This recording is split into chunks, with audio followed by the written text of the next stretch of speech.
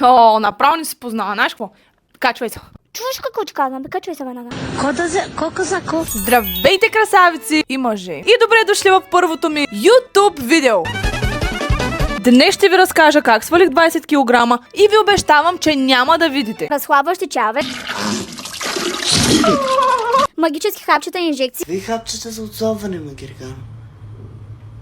Ти наред ли си? Или методите. Ако има някаква мазника, отивам при доктора, той изсмуква. Проблема е решен. Я пишете в коментари, някой пробвал ли е нещо от това? Ще си престоря, че вярвам на лъжите ви и ще продължа с един много важен въпрос. Защо аджаба искате да отслабвате? За да не заемате по 2 места в автобуса? Заради Виктор? Гамени разплокани маски. Или защото искате да ядосате баба си? Ах, баба, не ми слава нищо да ям, че съм на диета. Не, не и не. Правиш го заради себе си. Точка. И това става. Стига си угаждала на другите бе жена. Угоди на себе си. Угоди, не угои. Хайде всички на диета, няма мръвки и кюфтета. Спомням си, когато осъзнах, че съм качила плюс 20 кг отгоре. Изпаднах в такава депресия, че бях на крачка да запиша за мазните борби в село Черна. Близо 100 борци от няколко балкански страни взеха участие в турнира. И какво правих в началото? Мрънках ли, че съм надебеляла? Да. Започнах ли да тренирам? Не, даже се сещам за една Коледа. Седнали сме ние около масата. Аз тук гледам чинията. Ту е една приятелка. Момичето слабо, с една къса пола. Гледаше едни хубави стегнати крака. Пак аз... Целулит, увиснали тела и конски походки. Облечена като обелик с 2 номера по-големи гащи, вдигнати до тука, че да не вземе да ми излезе нещо. Хора, това беше момента, в който имах чувство, че все едно някой се е качил на рамените ми и крещи в ухото ми. Това, че с габаритите на хипопотам, както и де. Но какво за бога е това облекло? И тогава реших, ще се отслабва. Коя си ти, бе?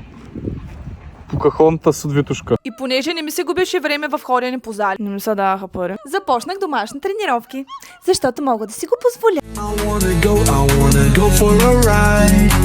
Hop in the music and rock your body. С кого? Natalie Hesso, Matt Beach, Lily Sabri. Ето, давам ви ги. Сега е ваш ред да ги използвате. Нота бене, ако някоя от вас реши да практикува пилатес в домашни условия, е изключително важно да прилагате правилно всички упражнения.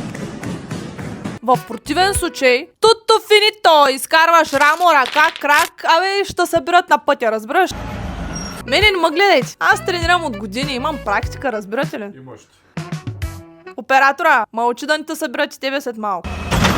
Така че, наистина много важно, ако някоя не се чувства сигурна, по-добре да се обърне към специалист.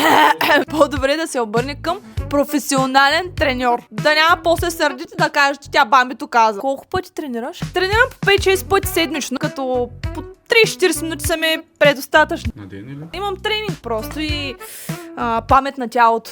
Мускулна памет. Имаш. Памет на тялото. Деменция. Каква ти е програмата? Показвам веднага.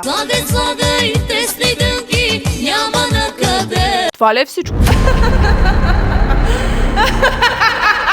Развиваш Алцхаймер към пържено, сладко, газирано тесто, нищо не ядеш. Добре, не може да си хапвате, ама в умерени количества. Всичко харесвам в устата. И само да съм чула, ще гладувам. Кой разпореди това безобразие? Когато се храним, тялото използва храната за енергия и работа. Когато спрем да се храним за дълъг период, тялото влиза в режим на оцеляване и започва да пести. И какво става после?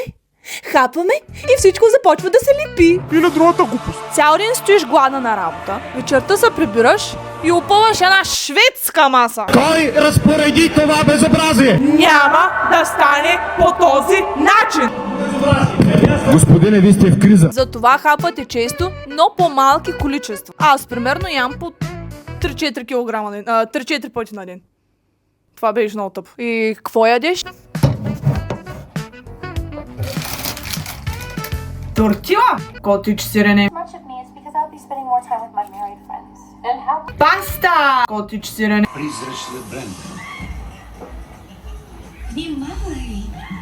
Котич сирене. Още котич сирене.